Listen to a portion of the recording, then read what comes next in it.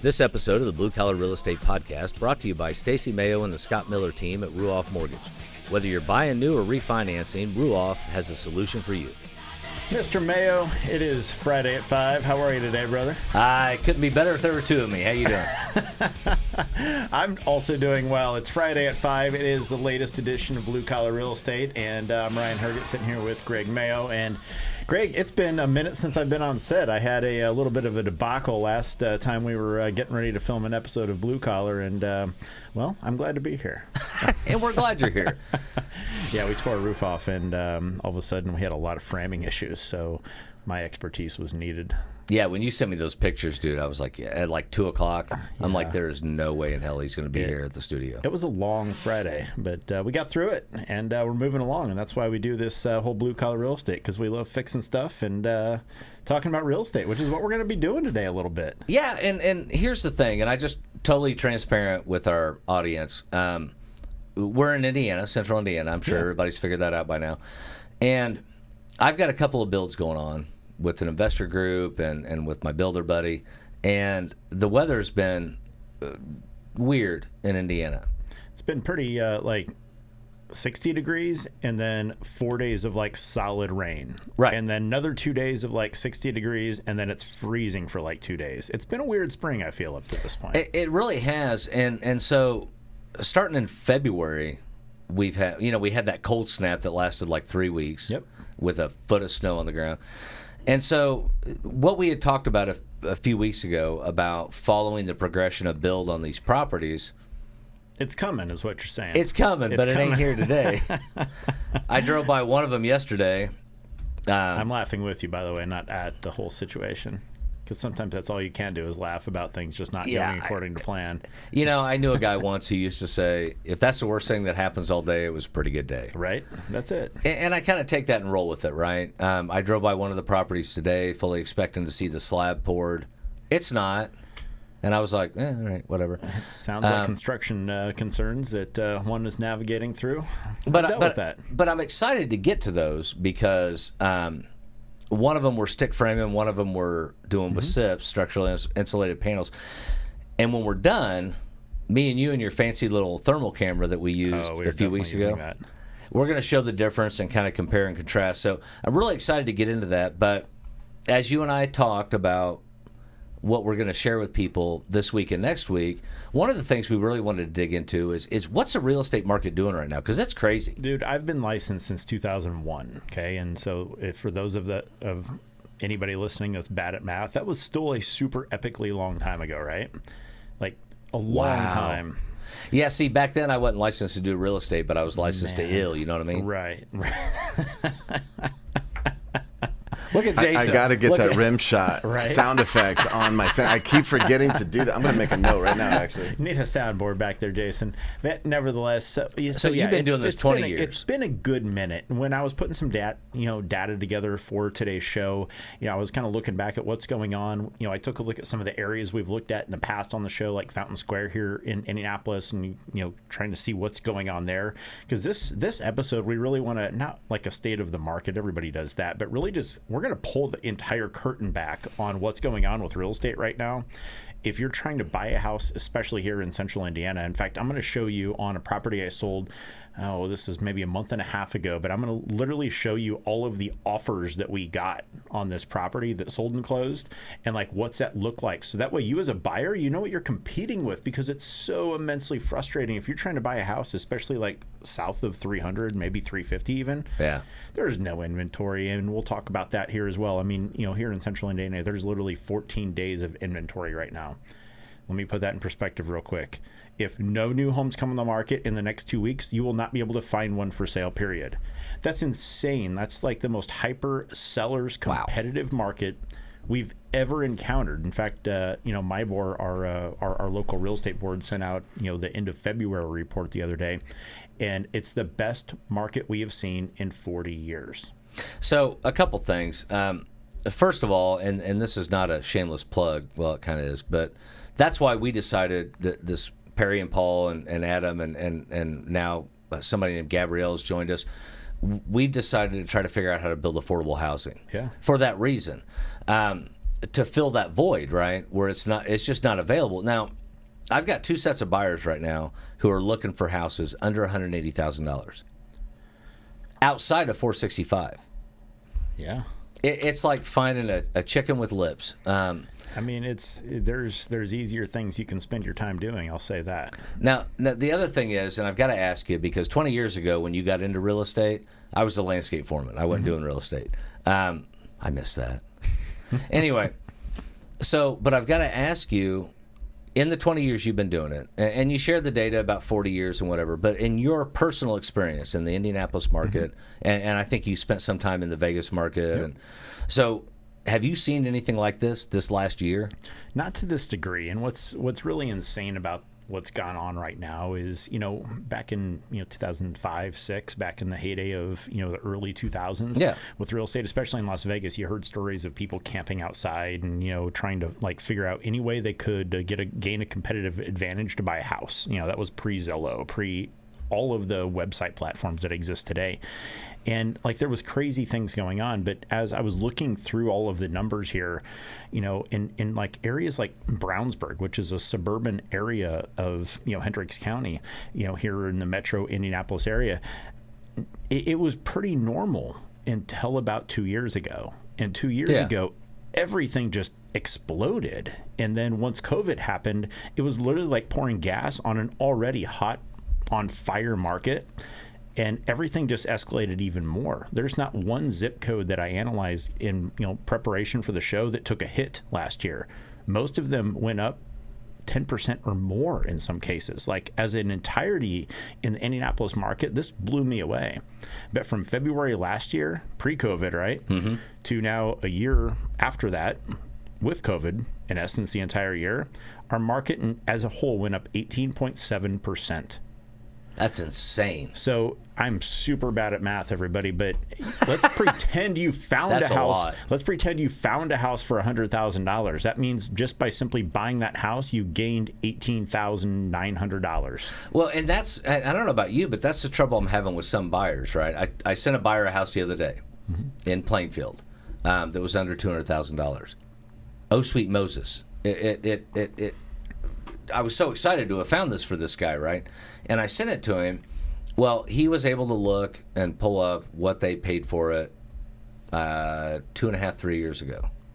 Man, that is just so unfortunately irrelevant. And he responded to me and he said, man, I love the house. It's a great location, but I'm not paying that much more than they paid for it. And I said, but that's where we're at. Yeah. It doesn't matter what they paid for it. It matters what it's worth today, and what it's worth today is what they're asking for it. So that's a great segue into let's analyze an offer here real quick. So because I get that perspective. I for many years had that conversation, and once Zillow again became more prominent, everybody had access to all of that information, right? So you had to be on your game. Yet here's the thing: I just sold a house here in the metro Indianapolis area, and this home, we put it on the market at $229,900. Okay, and this is a house that was built 4 years ago. Okay, brand new house, so it's in relatively good shape, built in 2016. We put this thing on the market at $229,900.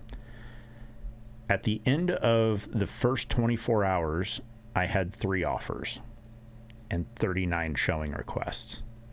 Okay, at the end of the second 24 hours, we had 14 offers and 49 showing requests. Damn. Now it's Sunday, right? Now we're into Sunday, and by this point we got 3 more offers that the sellers just didn't even want to look at, because I told them to leave their house all weekend, go take your wife out on a date and go have fun. Go have that weekend. Yeah. And on Sunday I'm going to have some good news for you.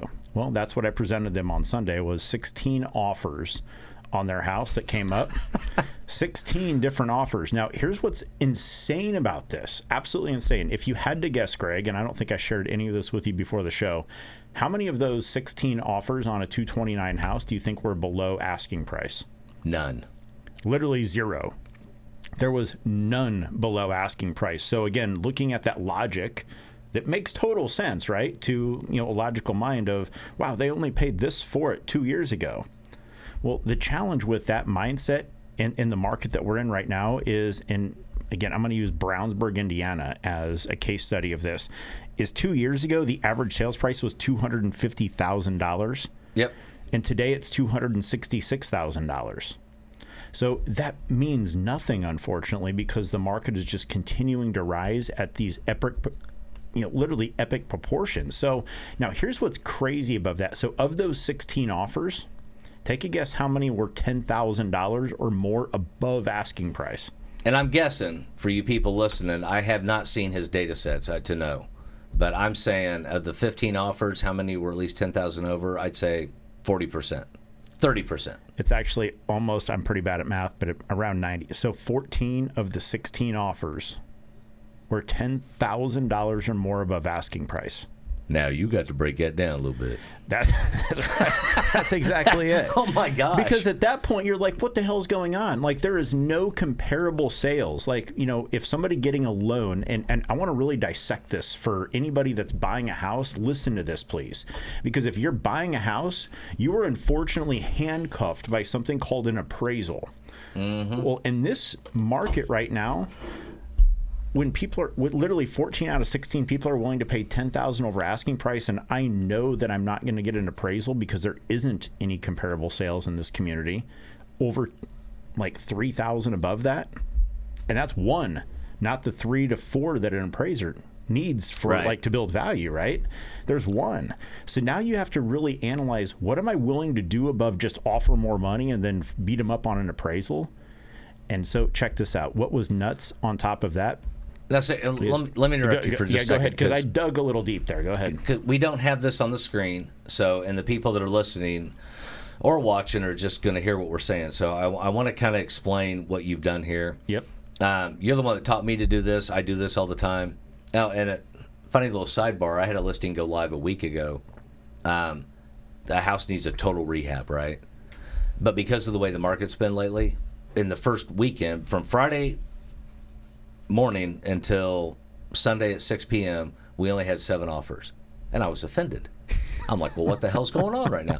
Anyway, whereas right or wrong, 4 or 5 years ago, if I'd have had 7 offers on a weekend, opening weekend, I'd have been like, score, win. Right. Anyway, so what you taught me and what I do now and what you've done here is you create a spreadsheet.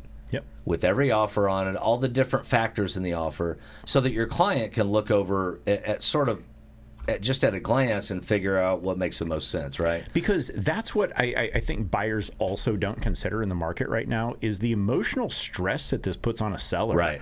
To literally have 10 offers to look at, that's exhausting. For me as a real estate agent, that's a lot to go through in a relatively short period of time and not make any mistakes, et cetera. Yep. And so it's exhausting for a seller to be out of their house. So there is many a seller in today's market that as soon as they get an offer they're good with, they're like, yep, I'm done. And they just want to check out and get their life back to his, whatever normal is today, right? Versus continuing to like wait around for another 3 or 4 days where they're inconvenienced with showings, to the point to where they're frustrated. So that's one thing that I feel is important to really consider in this entire thing is, looking at the perspectives of all parties involved when it comes to buying and selling a property, today. If you're writing an offer at the last minute, your chances of getting that thing accepted are relatively low because the seller already has the information going in and they're probably exhausted by that point. You unfortunately have to be Johnny on the spot with this stuff. You need to become leading in with good offers. And so another interesting statistic that I want to share with this, and I've looked at this over the last 6 houses I've sold, but of the last 6 houses that I've sold, all of them having more than 6 offers, we always went with one of the first 3 offers we got. And what's super interesting about that is they were generally the most competitive offers. And so, interesting statistic, but that's what I found in the last 90 days of selling homes here in Indianapolis is the best offers that I'm getting are usually one of the first handful of offers that are coming in. So get in early and get in on it right away and come in strong, because you never know when a seller's just going to want to give up because Saturday night they want their house back. Yep, absolutely. And so break down for me and for everybody listening what you've done here. So, going back to a couple things that you really have to look at here, but, we talked about the appraisal issue a few minutes ago, and then we kind of took a little detour. But with the appraisal issue, we had three of the looking at the stats here. So 3 of the 14 offers that we got, they literally were willing to pay in cash to whatever price that they had offered. Meaning, we're willing to pay any difference in whatever the appraisal amount is versus the cash price or the purchase price is. So if they offered out of pocket cash, write a check cash. So just say it another way: if they offered $250 and it appraised for $240, then they're willing to bring $10,000 cash to closing to make up the difference. So that was 3 of them right there. Okay. Now, here's what also makes a little bit of a difference, because I've had that go sideways on me a few times, where people wrote that same type of clause in and then wanted to renegotiate when the appraisal didn't come in the way they wanted it to, right? So I've dealt with that in the past as well. So 2 of the 16 offers we got on this property were cash. Okay. And cash does a couple super important things if the agent writes the offer appropriately. Number one is it reduces and or eliminates the need for a real estate appraisal. Yep. Right. If you're paying cash, you don't need a bank's assessment of value to come in to determine what this thing's worth. Now, you can write that in on an offer, but it also then is another hurdle that a seller is going to have to go over. It's another potential conversation that needs to happen. So we had 2 cash offers on this property as well. Here's what was also interesting. So we talked about people being willing to pay above appraisal in order to get their offer accepted. We talked about competing against cash. Here's something else that absolutely blew me away. Is of the 16 offers, 10 of them were willing to buy the property in as-is condition. And again, this is a 4-year-old home. It's not like it didn't need a lot, and it showed well. But 10 of them were willing to buy it in as-is condition. 4 of those 10 were willing to waive their inspection entirely. Like, wow. We're not even doing an inspection. We're just going to take it as is, and we'll just deal with whatever happens. Wow.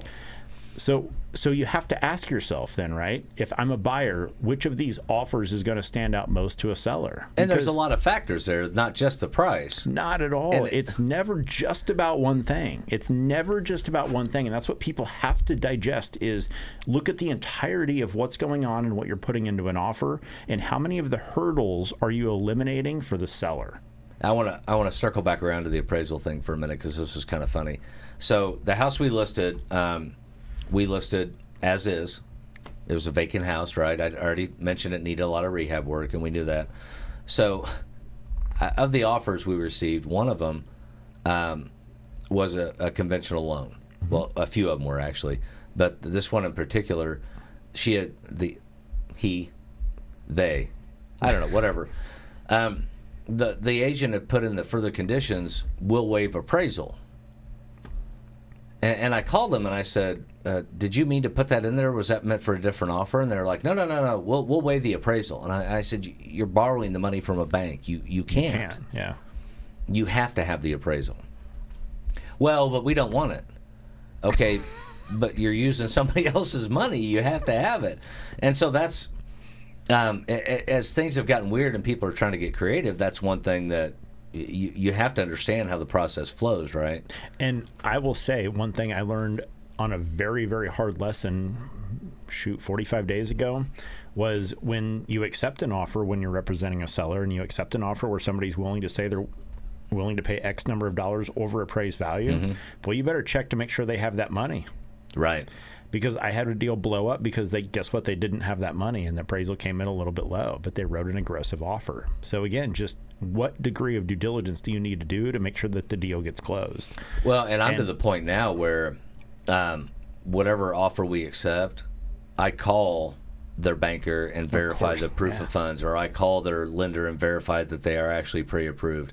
You and I both know there's a big difference between pre-approved and pre-qualified. Oh, yeah. And if you're a buyer in today's market and you've not gone through every degree of due diligence to be able to close on a house as quickly as possible with somebody and provided them every document, every bank statement, every tax return that you're going to need, don't even try. I mean, you're going to get annihilated in the market today. And that's the other thing, right? Cash offers close faster, typically. They do. And so going back to this situation, they chose to go with a cash offer because they could literally close in 14 days. They removed the appraisal. They removed the inspection. Like, it was just, we are willing to give you X number of dollars. And it was not the highest offer. It was super, super competitive, but it certainly wasn't the highest offer. Yeah. But ultimately, they chose to go with cash because it eliminated two major hurdles that other offers were not willing or able to waive. And that's a huge thing, right? I remember even 5 years ago, it was what's the highest offer I can get, and you go, oh, my listing was 180. Somebody offered us 186. Let's do it, and it probably worked out. But you're right, that's not the case now because there's so much other stuff going on. And I just got, and you got the same email too, where, okay, so let me back up for a minute. Okay. Joe Pesci for a second.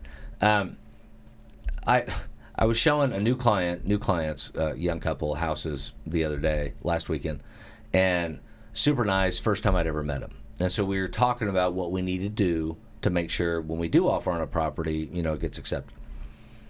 The one thing that they talked about was writing what's in the industry we call a love letter. Yeah. Now, I told them news for the love letter. Yeah. I told them it was a bad idea, and I told them that as a listing agent, I don't pay attention to them. I just don't. I could care less about how you can picture your dog in the backyard. I mean, agents are even going as far as writing it into further conditions to see attached note. I've seen that. I would do my job and pass it on if I received it. Yeah. But here's the thing. So NAR came out with some information on that this week that basically said, careful, because you can bring yourself up to fair housing liability and all these other things, which to me, when I read the article, kind of takes the whole love letter thing out of the game. Or it should, right? I don't know. I mean, I would say, and I didn't keep track of that. We certainly get them on properties that I've helped people sold. I mean, very, very frequently. I'd probably, if I had to guess, I'd say 1 in 5 offers is going to come, with a love letter attached to it. I will also say that of any home I've helped somebody with, which is probably north of 100 in the last 3 years, not one seller has given 2 iotas about what that love letter says. Right. They're worried about what's going to work for me on my time schedule and minimize any hurdles that are possibly going to exist. Right. Because quite frankly, that's what matters to them. And, that's maybe a little harsh, but quite frankly, if you have options, you're not going to buy based on emotion. Right. You're not going to buy based on emotion. You're not going to accept an offer based on emotion. You're going with what's best for you that eliminates as many hurdles as possible to make sure that things happen the way they need to happen, to eliminate stress in your life. And especially now, you're not going to look at a letter and go, gosh, you know what, honey? This is going to cost us $18,000 cold hard cash in our pocket, but look, they included a picture of their dog. You know what I mean? I'm not saying I have personally never had the seller that has been, you know what, I want to see all those letters because I always collect them. I always have them. I'm like, do you want to see them? I never send them anything. I send them my spreadsheets, and then as soon as the offers are ready to be presented, I send them all of them to them in an email. And I'm like, you look at all these if you want, but here's what it means to you. And let's understand when we talk about an offer coming in, here's what will be and sometimes could be attached to it, right? So a proof of funds letter, that's 1 page. Yep. We got 8 pages of the purchase agreement. Yep. Then we got the seller disclosure, which is another 2 pages. If it was an older home, then we've got lead paint disclosure. That's another 2 pages. All of a sudden, if you've got your people 16 offers, now if I have to send you 11 pages per offer, you've basically conservatively you're mailing over or emailing over something that would be written by Dostoevsky at this point, right? I mean, and so the way you do it with the spreadsheet and the way I do it now with the spreadsheet, it just makes it a lot easier. And I just want to communicate to people, it's not like when I sent this to my seller on the house I'm talking about, the 7 offer, I sent the spreadsheet over first, and then I sent him a zip file with all 7 offers and all the attached paperwork. Yeah, because we legally have to present the offers to the seller. Right. And of course, there's never a situation in which I'm not going to do that. But yet, they're paying me to make their life easier. Right. And they're also not real estate agents that know how to go through real estate contracts. So I decipher that contract, here's what it means to you, and then you submit that over. And again, that love letter is certainly helpful. I guess in some situations, at some times, I just have personally never encountered that situation. So over the last several years. But so I hope that was a little bit helpful because we really wanted to dissect what's truly going on with the real estate market right now in this episode and share all the different sides of the story of what's going on, because it's not just about the buyer. It's not just about the seller. I mean, there's a lot of people that are not putting their homes on the market because they don't know where they're going next. I mean, there's this massive compound effect of what's going on and the dynamics involved with the real estate market right now. But at the end of the day, you still have to put yourself in a very competitive situation to win. And again, cash, man, if you can find it, that sure as heck makes it a lot easier for you. But beyond that, you better build in some contingencies into your offer, or remove those contingencies from your offer if you want your offer to stand out. I hate saying this, but like the FHA and VA offers, it's so insanely tough right now. And, to get those offers accepted, and, quite frankly, of these offers, I'm sitting here looking at it right now. We had one FHA and one VA offer out of the 16 here. It just makes it really, really tough. And I don't want to take the wind out of anybody's sails from that standpoint. But I would look at anything that you can do to maybe improve your credit score, to get approved with a conventional loan with maybe a little bit more money. Because again, when a seller has options, they're going down and looking as far as like, what are you putting for a down payment down? They're looking at all of the factors that are involved. Like, those are all the things on this spreadsheet. And if anybody wants it, I'll share it with you. Just reach out to us. But that's what this is about, because there's so many different factors that go into getting your offer accepted. And just a small little nuance can be the difference in the seller making more money or not, or it being a massive inconvenience for the seller or not. And those are the things that I think buyers and sellers and buyers agents really need to educate themselves on, is what are all of these components, because it's tough out there right now. It's never been tougher in my lifetime in this market. And the third thing you touched on, and not exactly in this verbiage, but it's the security of the offer, right? Truly. Do I feel as a seller, do I look at that and feel secure, feel strongly that is actually going to make it to the finish line? Which is huge, though, right now, because, and again, I've got another property right now that we are unfortunately on our third round of offers being accepted. Dang. Because the first time, again, with 9 offers accepted, we accepted one that looked good. It was a strong price, and it was as is. Well, the buyer did their inspection. They came back and asked us for $15,000 worth of items to be fixed because, there's a leaking faucet. Well, that's the opposite of what the as-is addendum declares. Right. So we just said, thank you, thanks, but no thanks. Well, then we had a deal fall through because of buyer financing and something that didn't get caught, unfortunately. So it's like 1-2 strikes, that's bad for a seller, because now the house is empty and it's costing them money, right? Right. So it's like we have to perform, and so we have to make sure that we eliminate and reduce as many of those hurdles up front as possible.